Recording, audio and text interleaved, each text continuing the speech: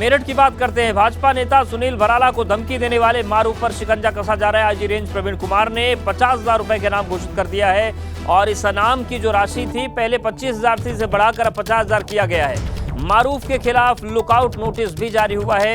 Meerut police की 2 टीमें मारूफ की तलाश में दबिश दे रही लगातार और एक टीम के बारे में जानकारी ये मिल रही है कि एक टीम दिल्ली में भी मौजूद है और अभी तक फिलहाल पुलिस के हाथ खाली है।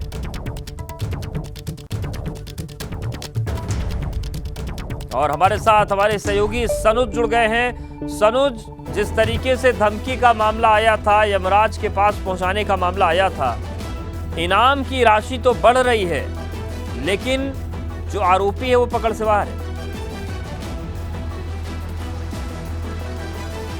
जी बिल्कुल, देखिए आपने सही कहा, इनाम की राशि बढ़ रही है लेकिन जो धमकीबाज मारूफ है वो पुलिस की पकड़ से बाहर है।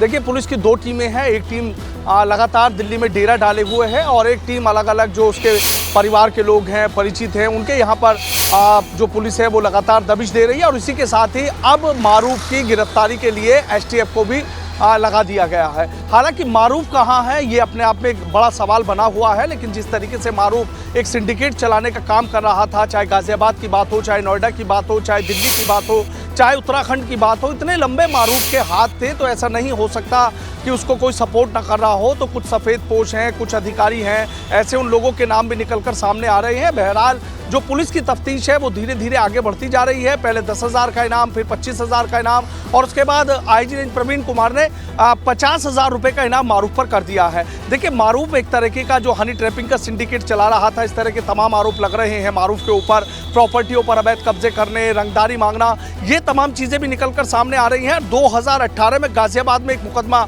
मारूफ के खिलाफ दर्ज हुआ था जिसमें यह बताया जाता है कि 10 करोड़ रुपए की रंगदारी मांगी गई थी। हालांकि बाद में उस मामले में एफआईआर लगा दी गई थी, लेकिन शायद अब उस मामले को दोबारा से फिर उस मामले को खोल दिया जाएगा।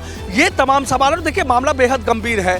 योगी सरकार है जिस तरीके से अपराधियों पर नकेल कस रही है और ऐसे में बीजेपी के नेता और पूर्व दर्जा प्राप्त मंत्री सुनील भराला को धमकी दिलाया जाना कि तुम्हें यमराज के पास भेज दिया जाएगा, ये पूरा मामला जो सिद्धार्थ विहार है गाजियाबाद में, वहां पर आवास विकास का एक जमीन का आवंटन को लेकर भ्रष्टाचार हुआ था और उसकी जो शिकायत है वो सुनील भराला ने की थी और उसके बाद उन्हें लगातार इस तरीके से जो धमकी दी गई। पुलिस की तफ्तीश आगे बढ़ी तो ये बात निकलकर सामने आई कि मेरठ के आतिफ ठाकुर और दिल्ली के रहने वाले जो रेहान अली है और कासिफ है, इन तीनों ने मिलकर ही उसको बीजेपी नेता को धमकी दी थी। और जब धीरे धीरे तफ्तीश आगे बढ़ी और मेरठ के आतिफ ठाकुर से पूछताछ की गई तो पता लगा कि 5 लाख रुपए में सुनील भराला को धमकाने की जो सुपारी है वो दी गई थी और ये कहा था कि यदि बात बन गई तो इतना पैसा दिया जाएगा कि सोचा नहीं होगा।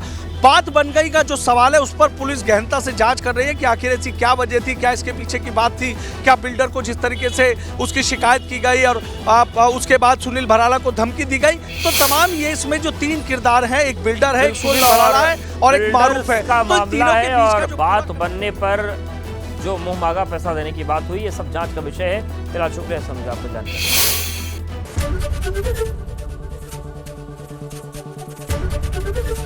एबीपी गंगा, खबर आपकी, जुबान आपकी।